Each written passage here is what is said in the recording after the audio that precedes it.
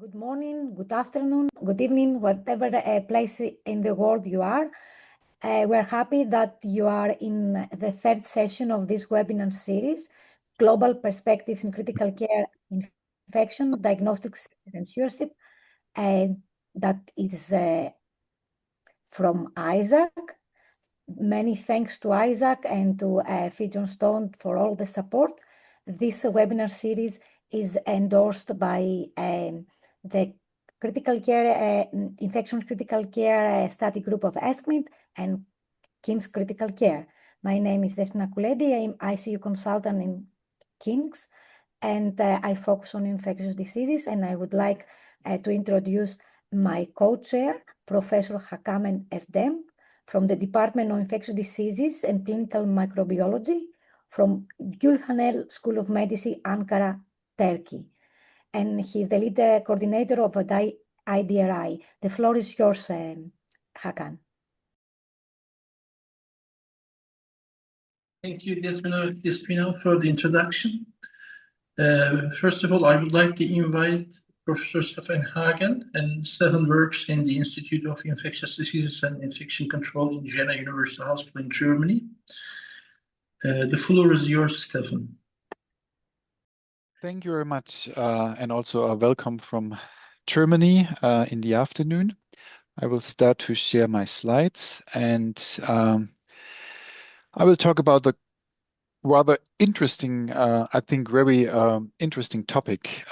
It's about the relevance of CMV and Herpes Simplex Virus detection in the BRL of critical ill patients. And I will talk about two questions. So the first one is how frequently are CMV and HSV found in critical ill patients? And I'm talking about the not classically immunocompromised patients. So I will not talk about solid organ transplantation or the neutropenic patient. I will talk about our patients on the regular intensive care unit after sepsis event, prolonged invasive ventilation, so not the classical immunocompromised patient. And then if we have detected HSV or CMV, how should we proceed in such cases? Do we have to make starter therapy? And what is the data and the evidence? First of all, we know from studies that if you find HSV or CMV in your patient on the intensive care unit, it's in 99% of the cases, it's a reactivation. So it's not a primary infection, it's a reactivation. And if we go to the numbers, and if we look the seroprevalence, so previous infection with CMV in the adults above 60 years old population, we have 65% positive for CMV immune globulin G. For HSV1, the numbers are even higher. It's 83%. And for HSV2, it's only 10%. So we see a number is high of patients who have the probability of reactivation. And we all know if you once get a herpes infection, the viruses will come or go in a dormant state. It's called a latency.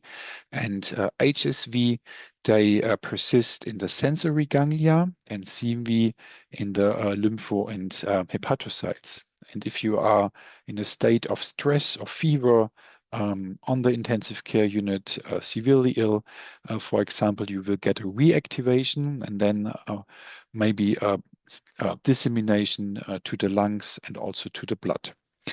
The phenomenon is known since the 80s. One of the first studies, it was performed by Taxon and colleagues, 1982. And they found in 46 patients, in 1/3 of the patients, inclusion bodies of HSV, the bronchial epithelial cells. And then Linson, 2008, again, 32% of the ICU patients. De Vos in 2009, even higher rates of 62%. And they all found that if you have a reactivation of HSV in the bronchotracheal tract, you have a higher risk of mortality, higher risk of bad outcome, prolonged ICU stay, etc., etc. And there's also some newer data from Charles Edward Louis in Paris in COVID patients, like 50% had a co-detection of HSV and 63% in the influenza patients. So you see, you have a wide range of studies showing that it's quite common, between 12 and 62% of non-immunocompromised patients on the intensive care unit. They have HSV1. It's mainly HSV1 reactivation in the tracheal bronchial system. There's one study, they looked at the kinetics, and normally it takes some time to first detect HSV in the tracheal secretion, like after median of 7 days after intubation, and then you have like a peak here in the study, day 10 to 11, and then the numbers will decrease slowly. In the study by Linson et al., they found also if the number of copies is higher, here the cutoff was 5, 10 logarithmic 5, you have a higher mortality compared to patients who have a lower viral load. Like here, 40-day mortality, 41% with the high viral load compared to 20% with the low viral load. Concerning CMV, there's not so many data, but again here you have also a wide range of 4% up to 42% of the patients having a CMV reactivation in the pulmonary system. Like one of the first studies, 2009, it was 4%. Here again, Charles Edward Louis, 2022, in COVID patients, 42%, and influenza, 28%. And for both HSV and for CMV, we know the sicker the patient is, the higher is the rate of reactivation. So the normal patient only like for 2-3 days ventilated on the ICU, you will not find HSV reactivation. But if you stay long on ICU, prolonged ventilation, then the risk is definitely high. But it's not only detected in the pulmonary system, you can also find it in the blood. There are several studies from Walton on Brenner from Germany or Davila. They could show that in patients with septic shock, you can hear between 4 and 52% of the patients, you have a viremia, so you can find HSV1 in the blood, and also for CMV. And 30% of the patients, they have multiple episodes with HSV and EBV and CMV and HAV6. So it's like you are critically ill, and then you have a reactivation of a lot of viruses. And also for CMV, we have the data showing that if you have a CMV reactivation, you have a higher mortality, you have a prolonged duration of mechanical ventilation, you have a higher chance of needing renal replacement therapy, and you have a longer length of ICU stay. The problem is for HSV and for CMV, is it a relevant infection with these viruses? And do we need to start therapy? Or is it only an innocent bystander and a consequence of the disease severity? So on the one hand, do we have to start therapy? And on the other hand, we just ignore them and we do not know. It's very difficult from like the clinical perspective. If you go for a chest CT scan, you cannot distinguish whether it's a herpes simplex pneumonia or bacterial pneumonia. There are sometimes ground glass opacity patterns which might suggest it's a viral infection, but to really confirm the diagnosis of HSV or CMV pneumonia, you would have to do biopsy with a histological confirmation. And this is done, at least in our hospital, it's not done very often. So you always have the problem, you have a critical ill patient, you have HSV or CMV detected, but you do not know whether it's relevant or whether it's not relevant. And we started with a small own study, and to our surprise, we found that it was a retrospective study, and we found that patients where the colleagues started acyclovir therapy after HSV1 detection, they had a better outcome. This is the study of Herpes. And these patients were more ill compared to the patients where the colleagues didn't start acyclovir. And we were really surprised that it might have an impact on survival acyclovir therapy. And then we did a meta-analysis, published it in Critical Care. And here again, we found only a small number of studies, and the majority of the studies are retrospective studies. There's only one study by Charles Edward Louis. This was a prospective study, but for preemptive therapy. But the result was that patients who received acyclovir, they had a better outcome compared to patients who did not receive acyclovir. So there might be a signal, but it's only retrospective small studies with a lot of biases for hospital all-cause mortality and for 30-day all-cause mortality. And this is the study from Charles Edward Louis, the so far only prospective study. It was a double-blind, placebo-controlled, randomized controlled trial in France. Overall, 238 patients were included, and they started with a therapy when the patients had oropharyngeal HSV reactivation. So if they were PCR positive. So it's not in the pulmonary system, it's not in the blood, it's only the reactivation in the mouth. And then they started with acyclovir, but only half of the therapeutic dose for 14 days. And the primary endpoint was ventilator-free days on day 60. And there was no significant difference between the two groups.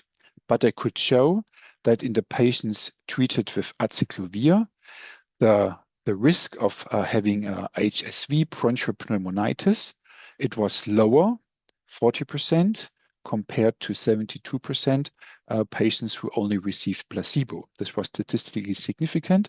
And then there was a secondary analysis concerning the outcome, and they could show that the survival probability was better for patients receiving acyclovir compared to patients who received placebo.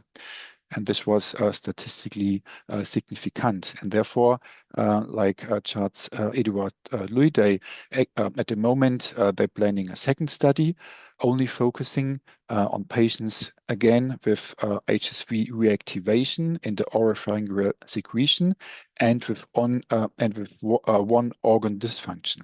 So another study is coming to look more whether this a positive signal might be really true. We also do our own study. It's a randomized controlled study, 30 study sites in Germany, and we focus on adult patients on the intensive care unit with a mechanical ventilation and pneumonia and HSV in the pulmonary system detected by bronchoalveolar lavage, more than 1,000 copies. And then we do the intervention, acyclovir therapy, 10 milligrams per day for 10 days. And the primary endpoint is 30-day mortality, and then we have some other secondary endpoints. And we are in the middle of the study. It's running, and hopefully we can also make some, or find some new results, whether it's of benefit for the patients to start acyclovir therapy or to start not. Concerning CMV, what is the data here to start therapy or not? Recently, like last year, a systematic review and a meta-analysis was published on the topic, and you see only few studies. And I think it's very difficult to combine them in one meta-analysis, because like here, 3 studies with the star, they gave ganciclovir in patients who were seropositive, critical ill patients who were seropositive, so IgG positive, but no signs of infection or no PCR positive viremia, for example. And then 3 studies with the plus, they gave the patients acyclovir when they had CMV viremia, so detection of CMV. But overall, no difference was found, either given as a preemptive therapy or as prophylaxis. And RCT compared to observational studies, no difference in overall intensive care unit length of stay or duration of hospitalization. So the data for CMV therapy is extremely small, and it's not positive, at least compared to HSV. So in conclusion, HSV1 and CMV reactivation is a common finding in critical ill patients. The more critical ill the patients are, the bigger is the chance that you can find HSV1 or CMV. We know that the mortality is higher, length of stay in ICU, hospital, duration of medical ventilation is longer for HSV1 and CMV positive patients, but we do not know whether it's the consequence of HSV1 positivity or whether it's only an innocent bystander. This is still an unresolved issue.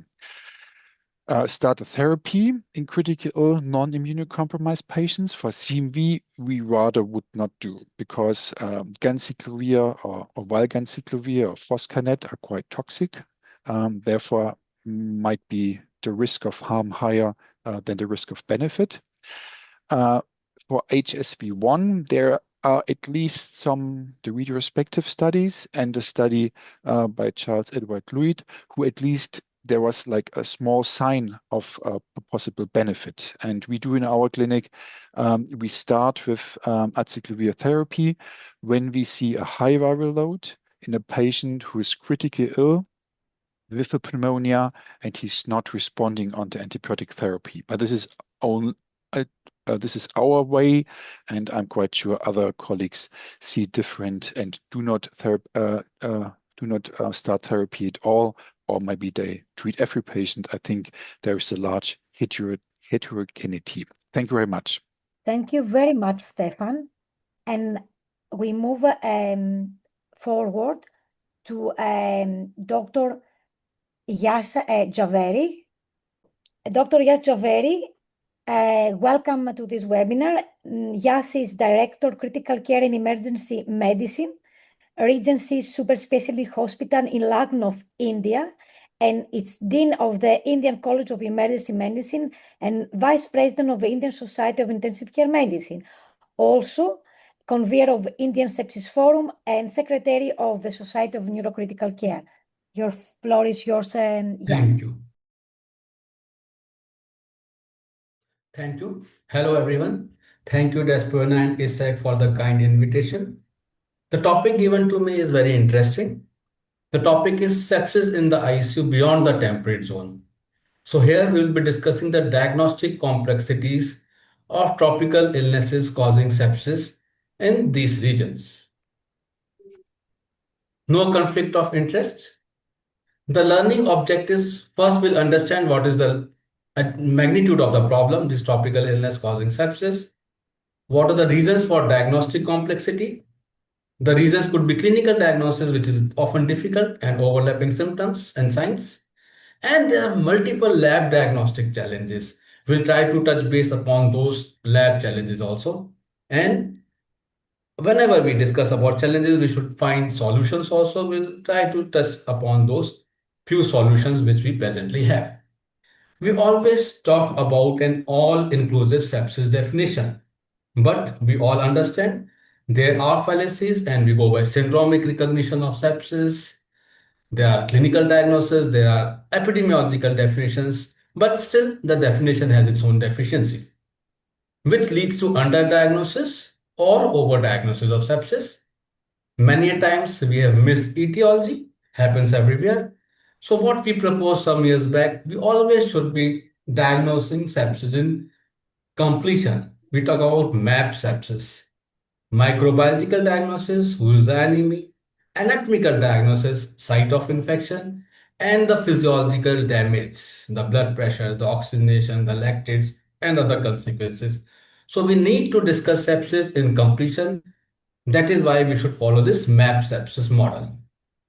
We also understand that newer all-cause modeling of sepsis suggests an even larger sepsis envelope. We are recognizing different etiologies of sepsis. We are understanding pathophysiology better. We understood how COVID could lead to sepsis, how dengue leads to sepsis. Recent work from India, which was published in 2021, Lancet Journal, Neurology, all-cause sepsis-related deaths suggest substantially higher total than the older estimates. This work reinforced that sepsis is partly a surveillance or definition problem, not only a clinical one. So we should not be anchoring to fixed diagnosis, bacterial or fungal or viral. If we do this, we are delaying the right diagnosis and we are delaying therapy, which leads to bad outcomes. So there are various reasons of sepsis. It could be fungal, parasitic, bacterial, and whatnot. Again, this was published in Lancet Global Health, Southeast Asia Infectious Disease Clinical Research Network. This was showing that tropical infectious diseases are common cause of sepsis, including dengue, leptospira, and rickettsia. These pathogens obviously are not front and center in most of the temperate zone sepsis pathways. If we talk about tropical countries, it is not like only these tropical infections are leading to sepsis. Tropical infections leading to sepsis varies from say 10 to 15% in most of the ICUs, except for the seasonal spikes. But these are a big chunk of etiology of sepsis. Now this matters because the default ICU mental model, the trainees who are mugging up the guidelines, most of us also, we only think about bacterial and fixed site of infection of sepsis. If we follow this model, we go wrong at the first pass and we go wrong more commonly in different geographies, especially in seasons like monsoon or pre-monsoon where these infections are at a higher rate. Again, this is an interesting prospective observational study, Mars, India, published from south of India.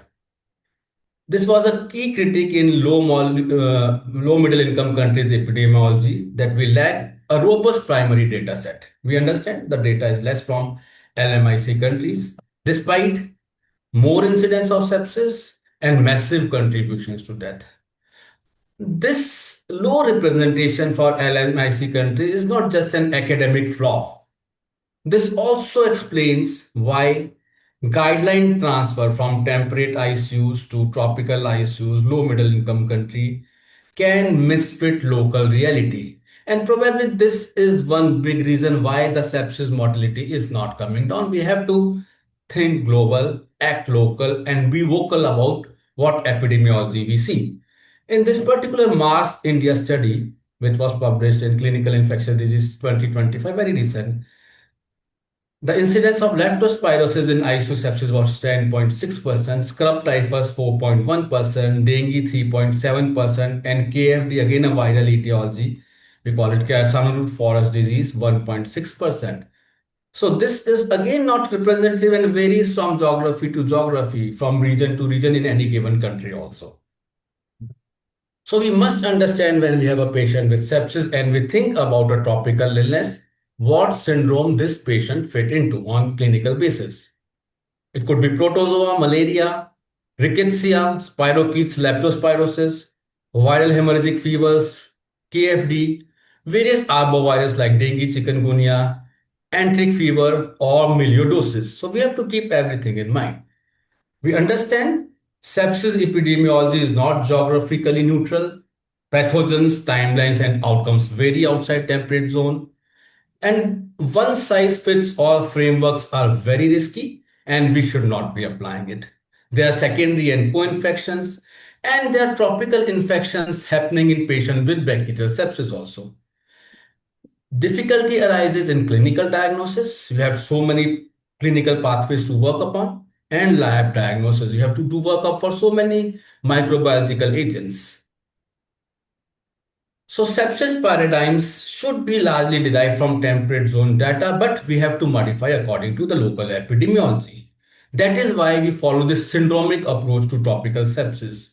Syndromic recognition is very, very important, which involves constellation of clinical signs and symptoms like fever, rash, thrombocytopenia, ARDS, heart rate, and many other factors.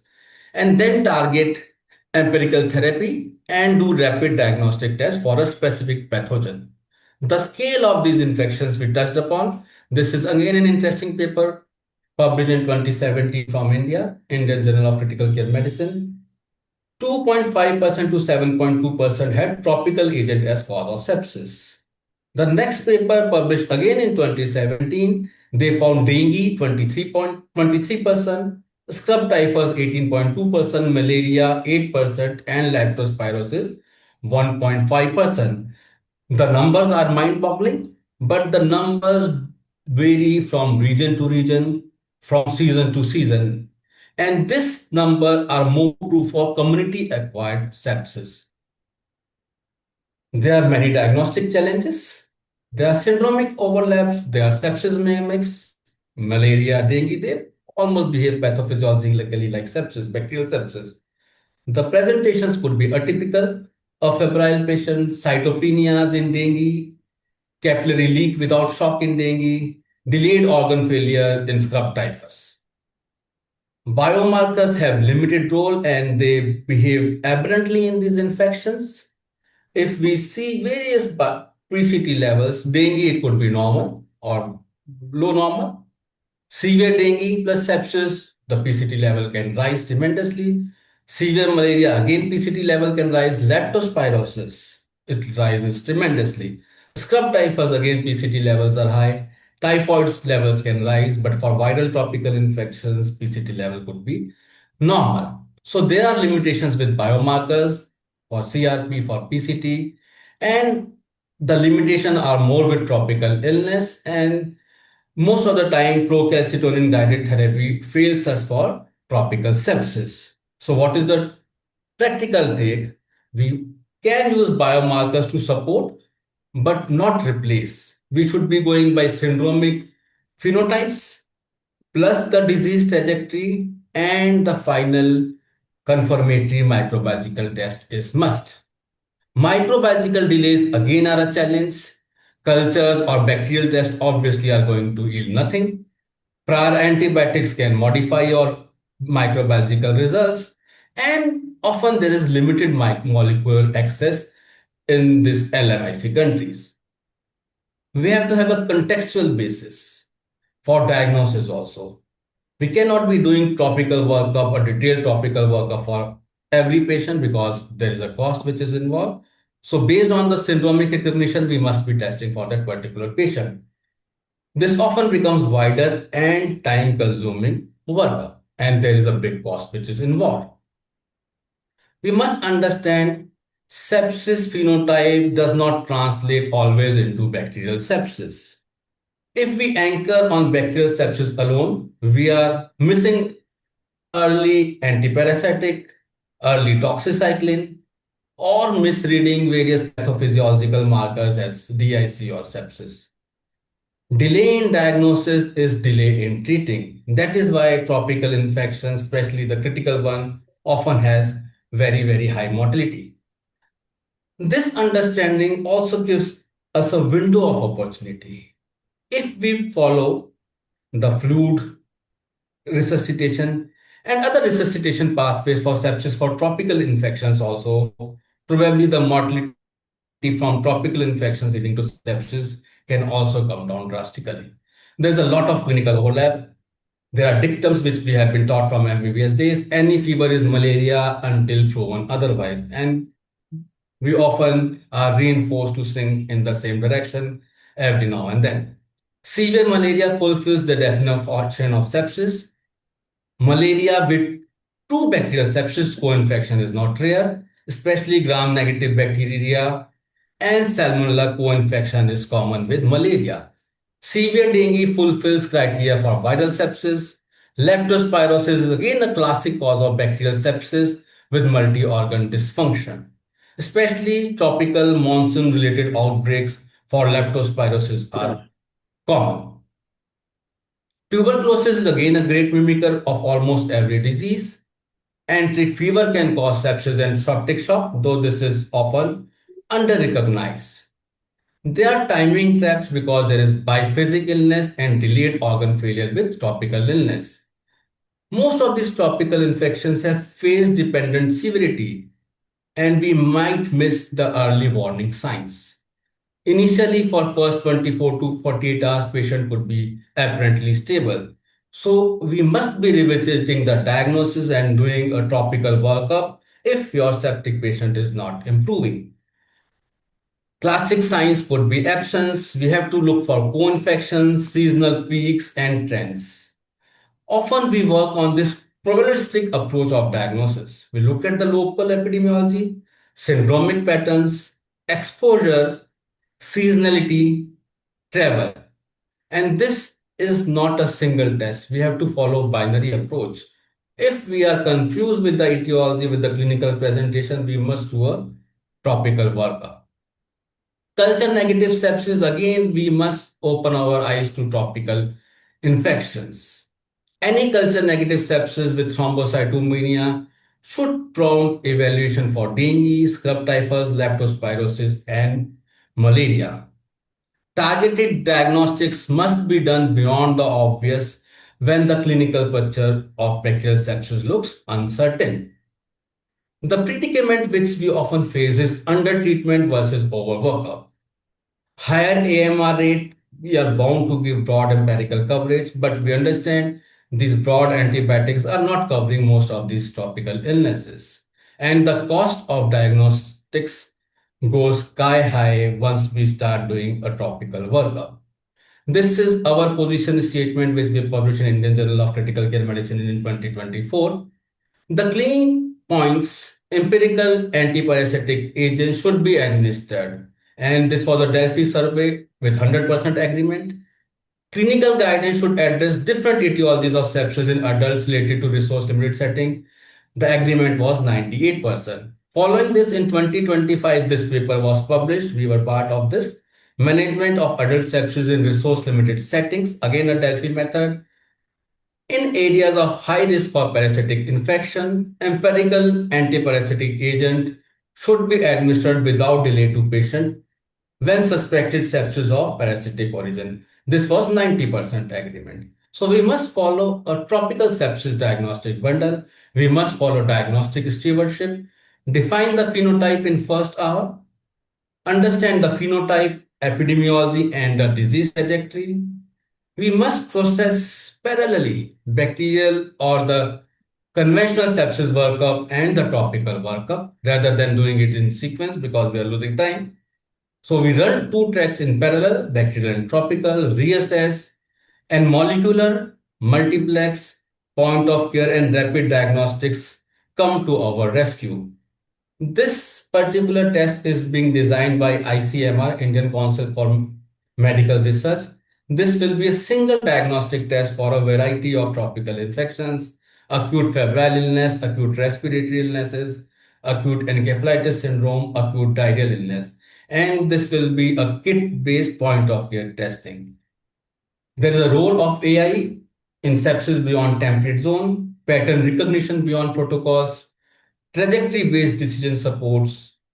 AI real value is not prediction, it is pattern recognition in uncertain situation. AI will be a cognitive co-pilot, obviously not an autopilot.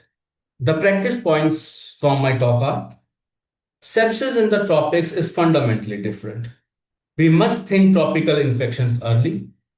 As we used to ask, could this be sepsis in the tropical regions, or for atypical presentations, we must ask this question: could it be tropical sepsis? Core sepsis principles remain valid and unchanged, but the diagnostic layer differs. Diagnostic layer must be localized and contextualized. In tropical ICUs, diagnosing sepsis is not about identifying infection alone. It is about distinguishing phenotype, geography, and timing. Early phenotyping and running two parallel tracks for tropical and bacterial sepsis are important. Thank you. Thank you all. Thank you, Thank you. for the nice presentation. Definitely, we needed your input too much in the management of, septic patients in the tropics. Now we are going to continue with Phil Hopkins from the Critical Care Department, King's College Hospital Foundation Trust, London, United Kingdom. And he is the honorary professor in intensive care medicine, Warwick University in the UK. He is going to talk on the group A streptococcal shock and the single pathogen question. The floor is yours, Phil. I would like to thank Isaac and Despina in particular for inviting me, and it's an honor to also be on this panel with such great speakers. So I'm going to speak briefly about a subject that I've investigated over many years, which is the pathogenesis of group A streptococcal sepsis, and hopefully get you thinking about sepsis in perhaps a slightly different way. So traditionally, sepsis, we know that we consider that a microbial pathogen, for example, pneumococcus, breaches host defenses and causes severe sepsis and septic shock. And we see the host response at an initial pro-inflammatory response, contributing to local tissue damage through virulence factors of the organism and systemic organ dysfunction through the release of things like virulence factors like toxins. We provide supportive care and targeted care against those invading microbes using antibiotics and in parallel using organ support, largely around the use of fluids and presses, but also other organ support systems. But we are still largely dependent on a therapy that was described by Alexander Fleming in 1928, published in 1929 in his seminal paper, and then really only available for effective distribution in the 1940s during World War II. In terms of antimicrobial therapy, we are still quite limited to quite an old paradigm. The organism is isolated in some cases, and further potential antimicrobial treatments are tested ex vivo, and then the antimicrobial treatment may be adjusted. So you may get de-escalation or narrowing of the spectrum or even escalation. But just a reminder about how complex the response of the human body is to infections of all types. And these includes those presented by Yash and by Stefan in the previous two talks. And you can see that I've illustrated here the innate immune response through toll-like receptor 4, which is the toll-like receptor that detects LPS from gram-negative organisms, leading to intracellular signaling. And these were first described by Charlie Janeway and Ruslan Medvedev, which are shown down in the left-hand side. And these lead to very rapid innate immune responses to invading pathogens, very immediate. These don't require any memory, and they are also quite widespread on the endosome, epithelial surfaces, and on immune cells. There are also a wide variety of toll-like receptors. So TLR5, for example, will detect flagella. TLR9 will detect genetic components, CPGs. and things like TLR3, TLR7 will detect viral invading pathogens. So our bodies are essentially covered by these early detection and very ancient systems for detecting pathogens that are not supposed to be in our body. But they also interact with microbial organisms that are supposed to be there, and they include bacteriophages, gut bacteria, and signaling can be anti-inflammatory and pro-inflammatory. So it's got this very complicated window into how our bodies see invading organisms. And we can see from the way that we have tried to develop new therapies to augment sepsis treatment that we probably don't fully understand the pathogenesis of sepsis fully, because a lot of our trials have actually found that have actually not been able to improve outcome. So, for example, we are still unsure about the kinetics of sepsis and the kinetics of the development of things like resistance in invading pathogens. How quickly, if somebody becomes septic in the community with community-acquired pneumonia, how quickly does the immune response is the immune response initiated? And when does it get past the point of no return in terms of pro-inflammatory response? Is it seconds, minutes, hours? There's very little published on that. And we still don't really know how to use antibiotics. There are very famous studies looking even at single-dose antibiotics, but we remain unclear about dosing, the administration format, whether they should be oral, intravenous, bolus, or prolonged infusion or continuous infusion, course length, whether you should have short courses or longer courses, and you're weighing up the relative importance of the side effects of antibiotics, which at the end of the day are chemotherapy, and minimizing harm through gut injury and organ tissue toxicity by stopping antibiotics which are no longer needed. And it's still quite unclear what antibiotics do to the normal flora, bacteriophage environment, or normal cells. As I say, this might explain why both broad and targeted immune therapies are actually ineffective. And these include methylprednisolone, originally described by Roger Bone in 1987, Centoxin, which was described in the CHEST trial, which is the anti-LPS component HA1A study, the anti-TNF studies, of which Fisher was one proponent and published in the New England Journal looking at that, and Prowess Shock looking at activated protein C. So if you take out individual components of the immune response, then you either have no effect or you may even increase mortality, as happened in some of the anti-TNF trials. And we don't even understand why pushing physiology in what appears to be a good direction doesn't appear to help. So, for example, if you depress the noradrenaline, if you decrease the amount of noradrenaline that's required, or the white blood count, or the CRP by giving methylprednisolone, mortality goes up, not down. The same with mean arterial pressure and also flow-determined physiology. So in trauma or perioperative surgery or high-risk perioperative surgical patients, as described by Will Shoemaker and Owen Boyd in the 1980s and 1990s, supernormalized oxygen delivery can help. But if you attempt to apply that principle to patients with sepsis, it doesn't work, as demonstrated by Luciano Gattinoni and Michelle Hayes in London in the 1990s. And we know that early goal-directed therapy targeting the Rivers protocol, when applied across normal intensive care units, also doesn't show any improvement in mortality. So what I'm saying is that there's clearly a lot that we do not understand about either the immune response or about the physiological or pathophysiological response to sepsis. I'm just going to jump now to focus on an area that I'm interested in, which is superantigen-mediated shock. And remember that superantigens are antigens that cross the T-cell receptor MHC class II receptor without requiring specific presentation.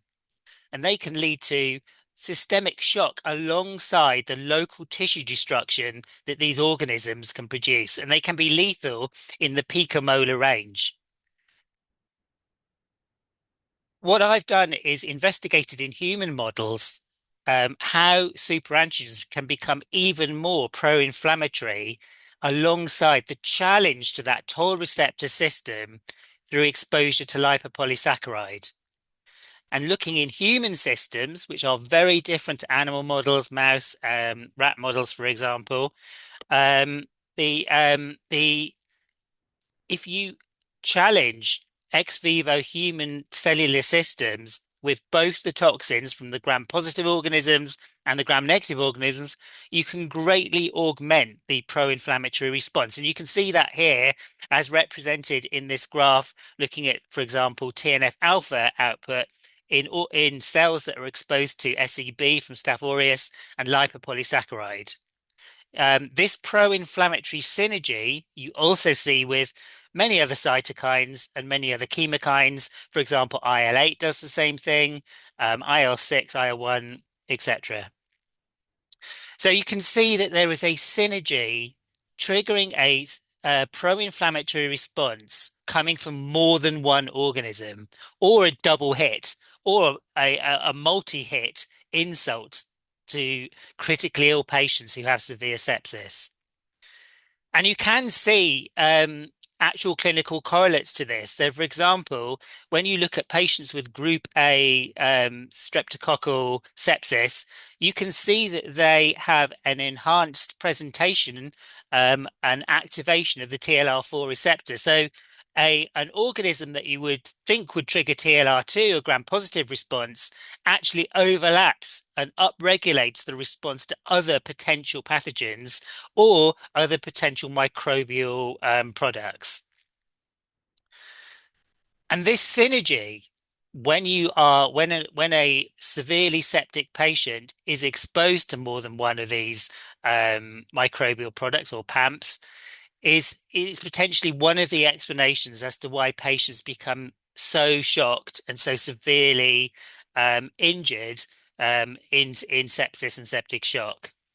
And there are many potential examples of multi-hit where this very ancient toll-like receptor covering that our bodies have may get multiply and complexly triggered.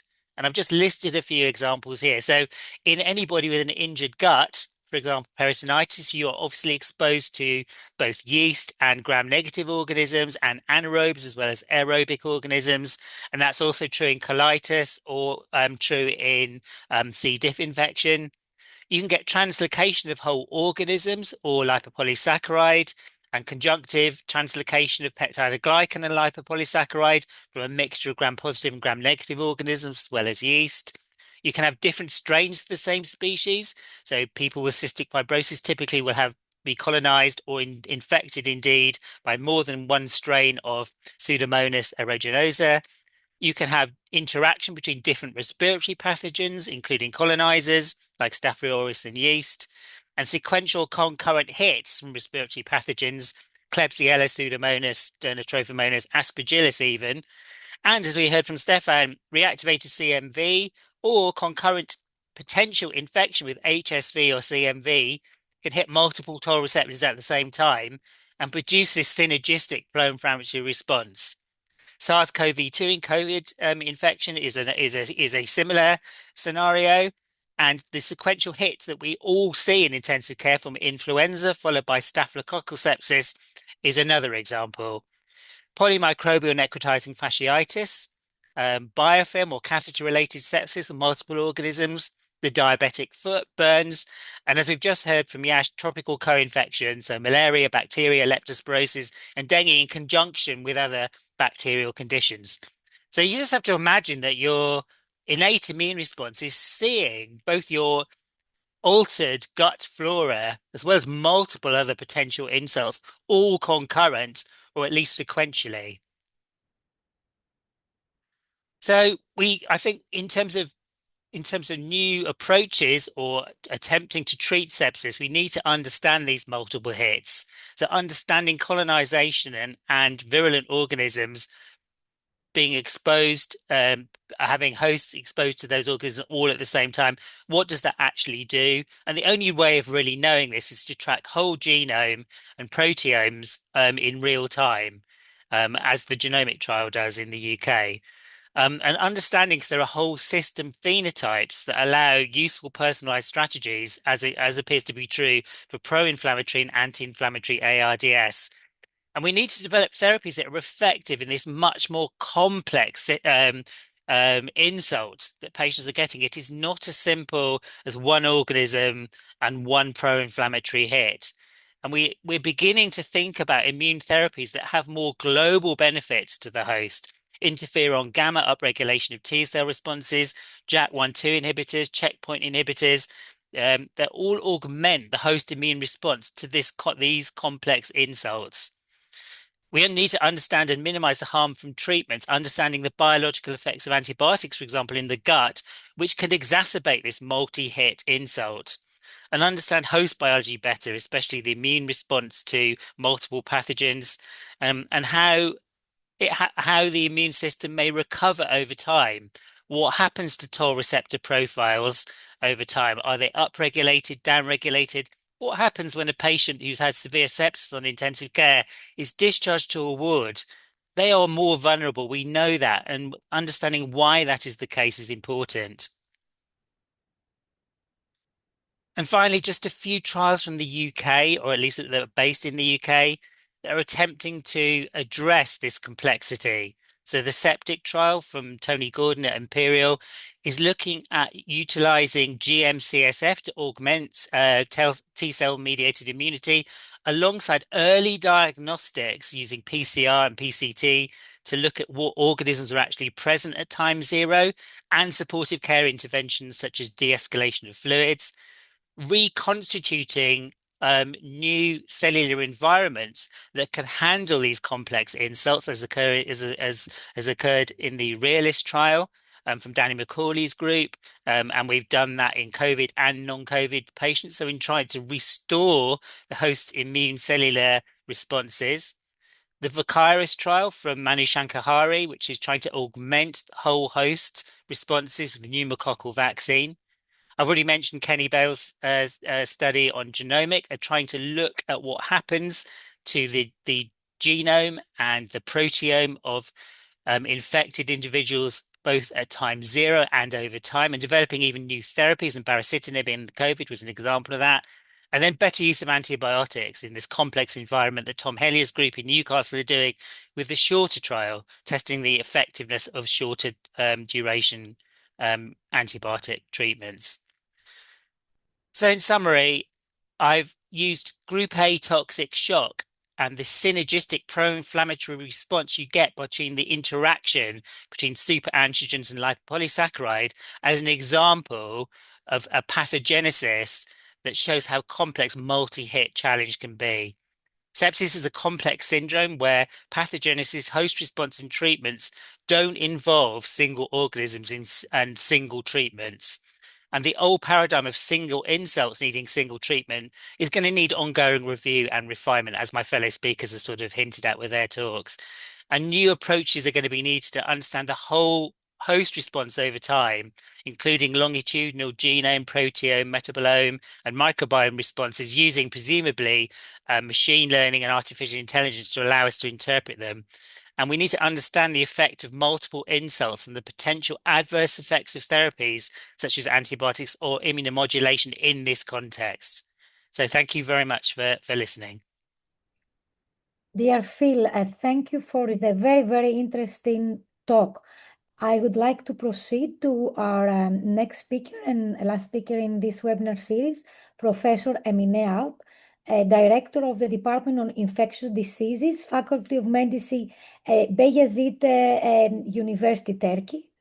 Emine is also a Research Manager and Training Program Director of USIC, also President of the Turkish Hostile Infection and Control Society, and among other roles, she's also ECDC external expert. The floor is yours, dear Emine. Thank you so much, Despino, and also Isaac, for your kind invitation for this important topic, dual defense, infection control, and antibiotic stewardship in the ICU. As you know, intensive care units also concentrate both the patients, critically ill and immunocompromised patients, and there's high use of invasive devices, antibiotics, and this combination also makes these patients susceptible to the most of the infections. And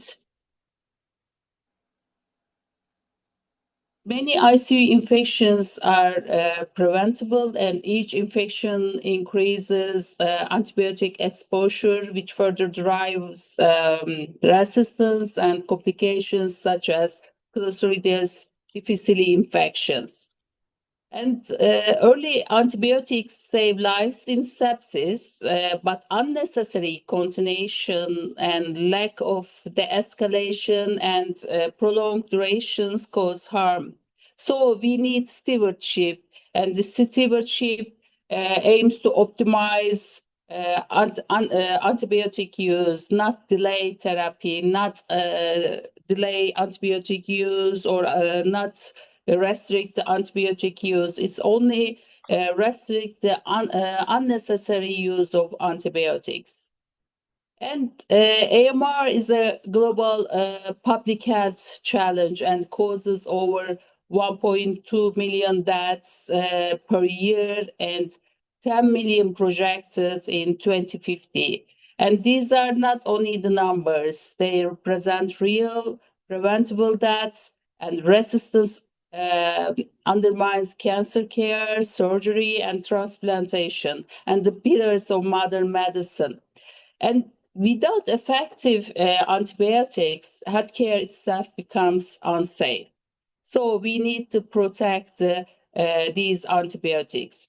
Resistance is ancient, but accelerated by human activity. So this study, this report from my university hospital in my previous hospital, and in this study we evaluate nosocomial infections, IC acute infections in intensive care unit between 2 decades. And in this study, we showed that nosocomial pneumonia and also bacteremia are the most prevalent ICU infections in intensive care units. Also, Acinetobacter, Pseudomonas aeruginosa, E. coli are the most prevalent gram-negative pathogens in the ICU acute infections. However, when we look to resistance, especially the carbapenem resistance increased from 40% to 100% between 2 decades. So this is another study. In this study, we genotyped the Acinetobacter isolates, and in this study, we showed that nearly 80% of these isolates belong to 3 genotypes in ICU where infection control is poor.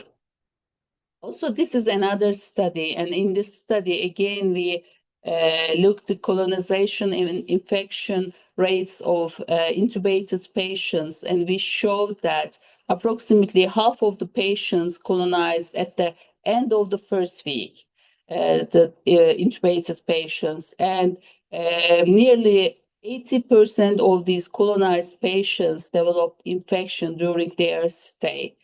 And also when we genotype these Acinetobacteria, we show that 88% of these isolates belong to only one clone. And also this suggests the cross-transmission in ICU. So now in Turkey, we accept the Acinetobacter is endemic in ICUs, but however, we can say that there's a silent outbreak in our ICUs. Also, this is another multi-center study that we did in intensive care units in Turkey, and we show that the resistance rates are very high in gram-negative pathogens, in Acinetobacter, over 90% carbapenem resistance, and also the ceftazidime avibactam. Now the resistance rate of Klebsiella is over 50%, like 60%. So also in the WHO, these pathogens are in critical group. This means that the mortality rates, morbidity rates of these pathogens are high, Acinetobacter and Enterobacteriales. And also from our intensive care units from Turkey, we mostly use carbapenems, colistins, ceftazidime, avibactam, and these are in the watch and reserve group of WHO list. So we can say that infection prevention and control, it is the first line of defense. Preventing these infections is the most effective way to reduce antibiotic use. And we can say that every avoided infection is an avoided antibiotic exposure. Hand hygiene remains the single most effective intervention to prevent transmission. And leadership support and role modeling are crucial to improving the compliance. Invasive devices are the main drivers of ICU infections. So we need daily assessment of these devices, the necessity, and it should be routine in practice during daily rounds. Infection control is not just individual behavior. It requires systemic level support, including adequate staffing, cleaning protocols, and equipment availability. And the IPC procedures can change between the epidemic settings and endemic settings.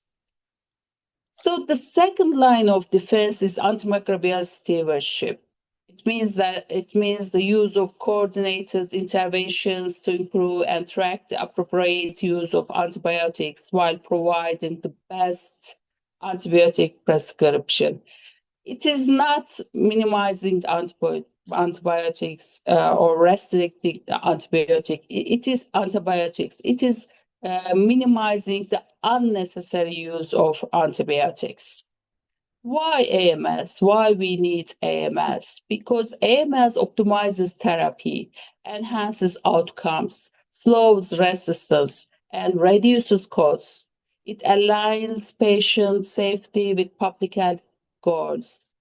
Stewardship empowers rather than limits clinicians by supporting evidence-based practice. However, global data still show widespread inappropriate antibiotic use. So we need to decide the therapy, the treatment before antibiotic, before treatment. We have to know the national and facility guidelines, maybe local resistance patterns, evaluate patient-specific factors, evaluate possible pathogens, and we do not use antibiotics as a treatment of the treatment for high fever, because as you know, there are many causes of fever in ICU.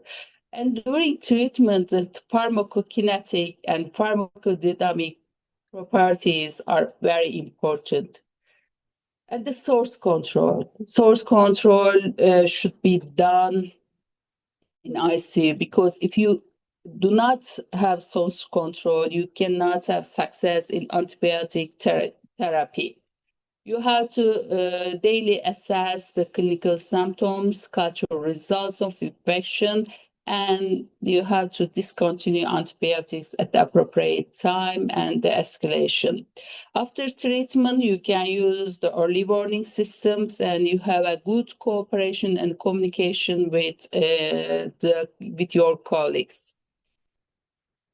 However, misuse is widespread. According to the OECD data, nearly half of all antibiotic prescriptions are inappropriate. And drivers include diagnostic uncertainty, patient demand, and lack of feedback. Unregulated use fuels both resistance and adverse outcomes. And to address this, structured frameworks such as CASP provide a path forward. In ICU, usually you have to balance maybe inappropriate antibiotic therapy and unnecessary antibiotic therapy because you have several infections, the patients have underlying diseases and the immune status, local epidemiology, also previous colonization, previous antibiotic use, and laboratory findings are important.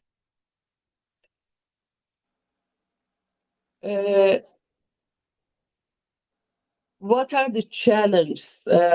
ICU clinicians often continue antibiotics just in case, and stewardship encourages reassessment once more data become available. And daily antibiotic review should be as routine as reviewing ventilator and also the vasopressor settings. This is a systemic review from 55 studies, included studies that were conducted across 24 countries, like United States, China, India, and Italy. And most studies came from Asia, followed by Europe and North America, that in this review, they evaluate antimicrobial stewardship programs. And this systematic review found that most strategies, especially multi-intervention programs, prospective audit and feedback, and procastin-guided protocols significantly reduced antimicrobial use in ICU. Importantly, reductions in antibiotic utilization did not worsen patient outcomes such as ICU mortality and length of stay.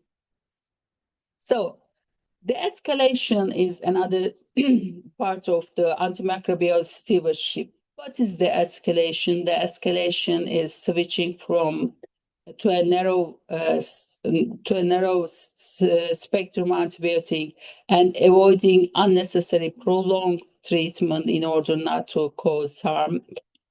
Because antibiotics disrupts host and environmental microbiota and selects multi-drug resistant pathogens. And when should the escalation be performed? It should be within 24 hours after culture results are available, and it's typically on days 3 and 5 of empirical therapy, but should be performed as early as possible. This is a Diana study. It is the largest study about the escalation in ICU, and also we are the part of this study. It's a multi-center international observational cohort study in adult critically ill patients. And are we successful in the escalation in ICU? In this study, it shows that only 16% of the patients have the escalation in their treatment. And another part of antimicrobial stewardship is duration of therapy. Studies showing that short course antibiotic regimes are non-inferior to long course antibiotics because we know that antimicrobials have many side effects. For antimicrobial stewardship, CHASP is a good practical roadmap for AMS implementation, and it has 3-dimensional prerequisites, goals, and strategies. This is a survey, and it shows what can we do for antimicrobial stewardship, what are the barriers for successful implementation. It's a survey study. They said that patient and institutional costs, turnaround time of test results, resourcing, and antimicrobial resistance burden and education are the main barriers. And to overcome these barriers in antimicrobial stewardship, we need increased funding, education, and resourcing, along with regular clinical guideline updates and development of optimized test algorithms. Also, better diagnostics reduce uncertainty, allowing earlier de-escalation or discontinuation of antibiotics. This is a report from the 5th Global Ministries Summit on patient safety 2023, and the implementation of WHO IPC core components and antimicrobial stewardship program has been recognized as an essential step to battle the emerging burden of healthcare-associated infection. And what are the barriers and systemic concerns? Challenges include lack of coordination, limited staff, and high workload. 2 countries have IPC and AMS program, and in this study, this is a self-reported study. Most of the countries this is a study from 24 countries and included 57 ICUs. Most of the countries have antimicrobial stewardship programs. 77% of them use this program. And they said that infectious diseases, physicians, and microbiologists are members of these programs, but unqualified healthcare professions and deficient incentives are the main barriers for ASP, antimicrobial stewardship program. Now we have a new approach. It's the integrated stewardship 8, antimicrobial stewardship, infection control stewardship, and diagnostic stewardship programs. We should use these 3 triangle in our daily practice. And also in Turkey, we report a training program about this 8 antimicrobial infection control and diagnostic stewardship in the patient safety program. So we need triple defense, working together better, fewer infections, fewer antibiotics, less antibiotic pressure, and less resistance, and reduced MDR transmission, and improved patient outcomes.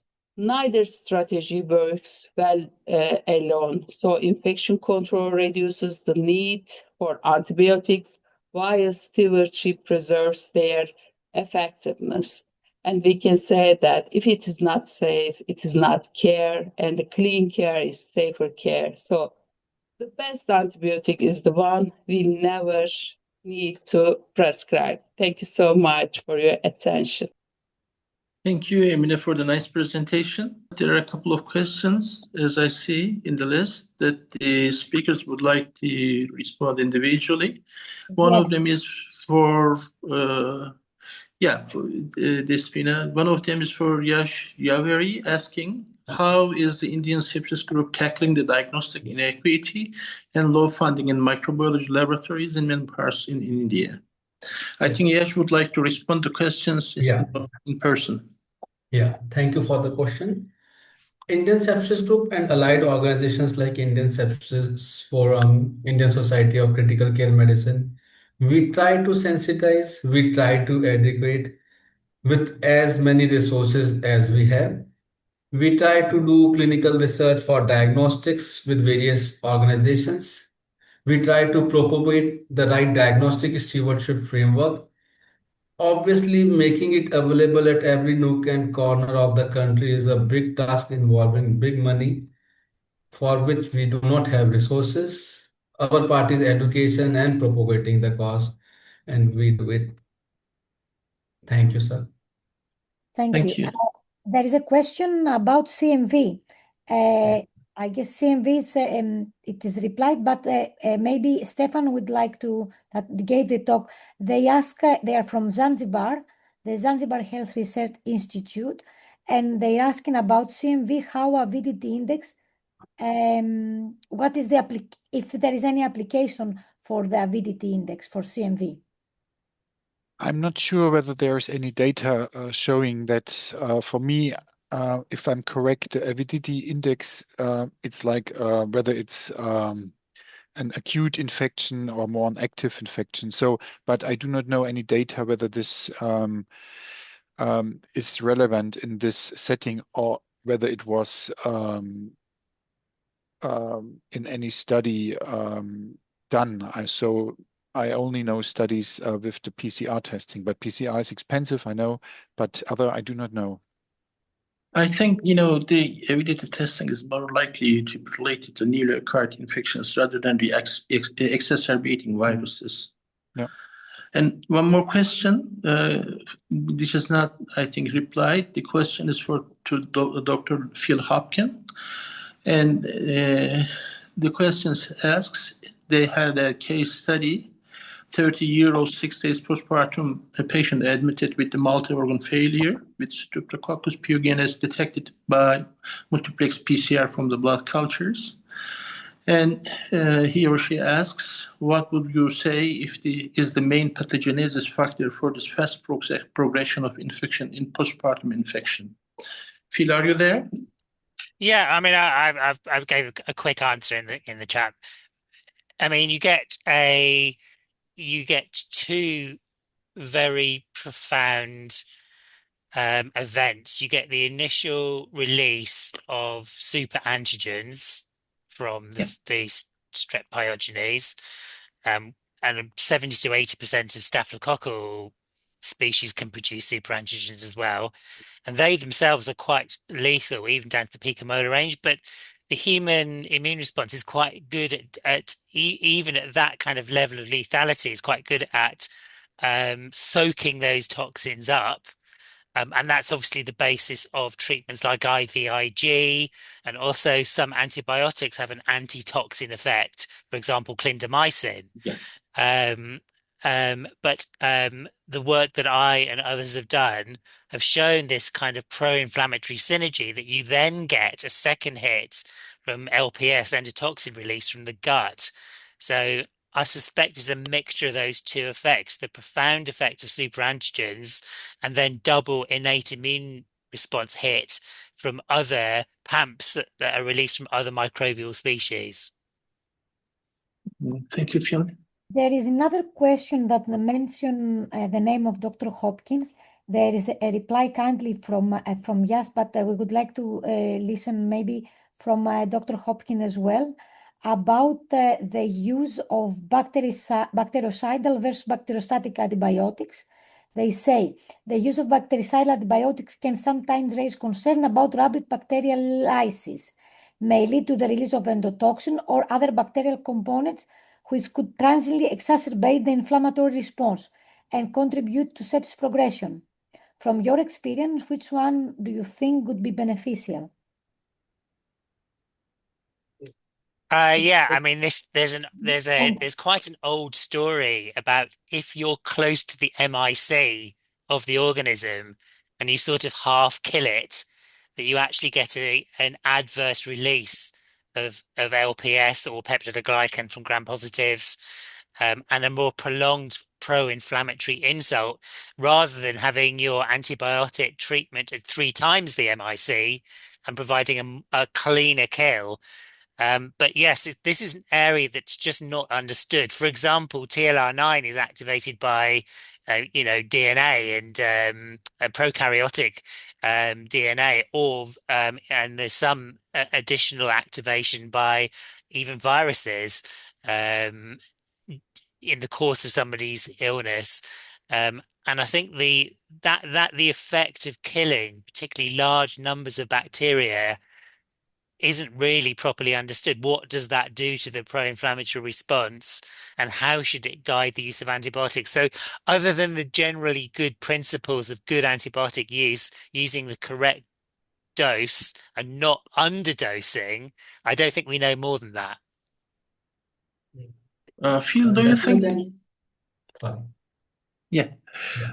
Phil, do you think that, considering the contribution of excessive inflammation to mortality as we have experienced during COVID times, do you think that we should be more flexible in using steroids in systemic infections and sepsis?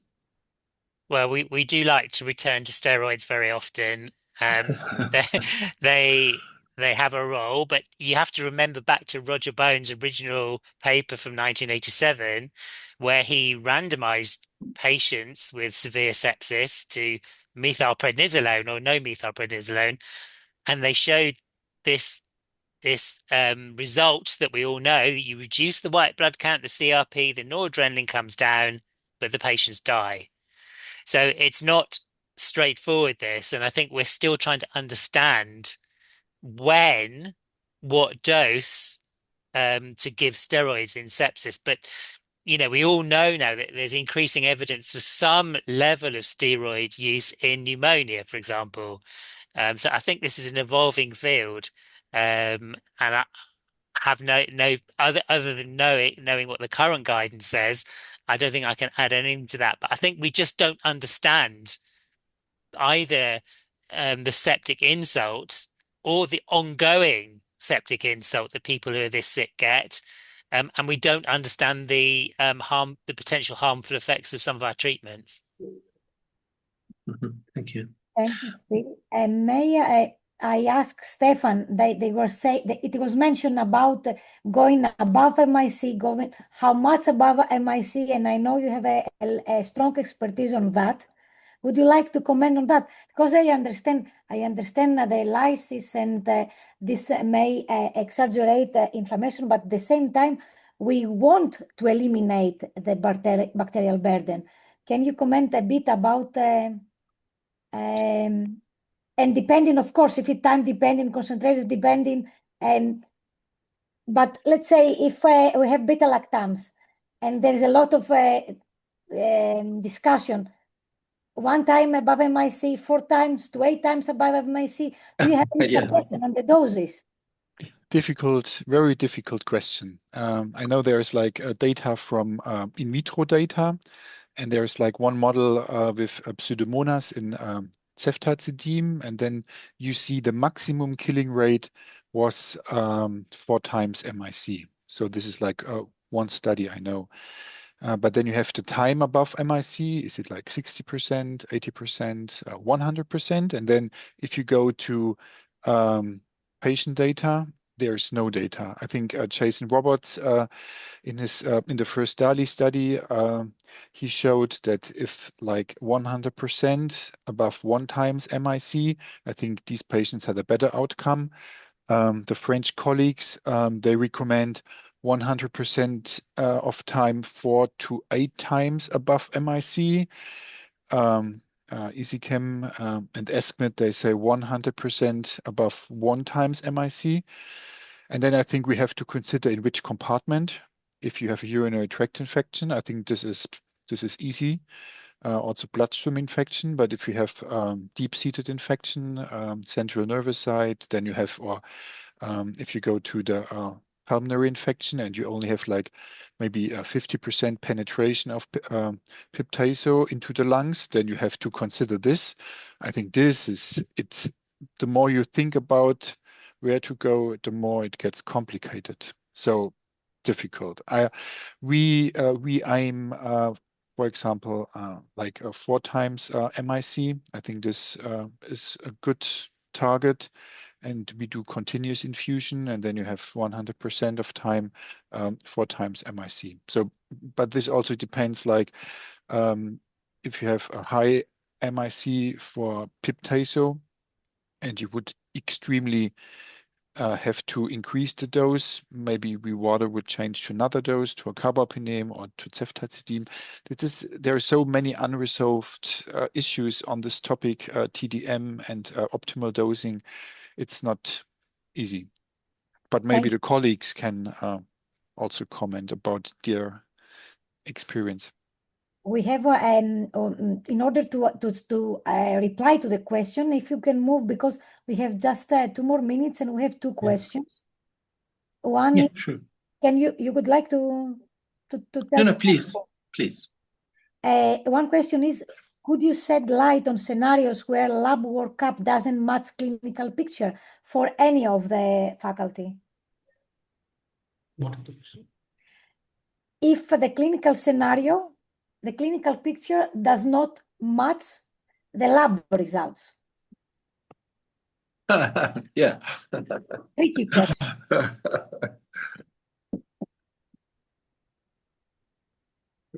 Shoot the microbiologist.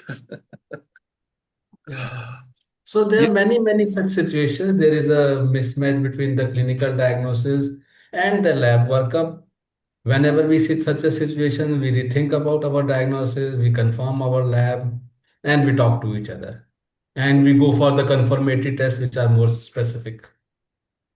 So revise your diagnosis, clinical diagnosis, have a real look at your lab workup, and then again collaborate. Definitely. Thank you. Yes, it is trigger to re-examine the patient and check the history again, maybe send more results or repeat. And there is a question about penicillin and cephalosporin allergy. What's the next option for treatment? It's not clarified for what kind of treatment. If you would like to give a reply, microbiologist. The choice could be carbapenem most of the time, or it could be aztreonam and vancomycin combination. Quinolones could be a good choice, depends on the sensitivity and the site of infection. I would like to mention here that many times we have penicillin resistance, but many times it is label and mislabel many times.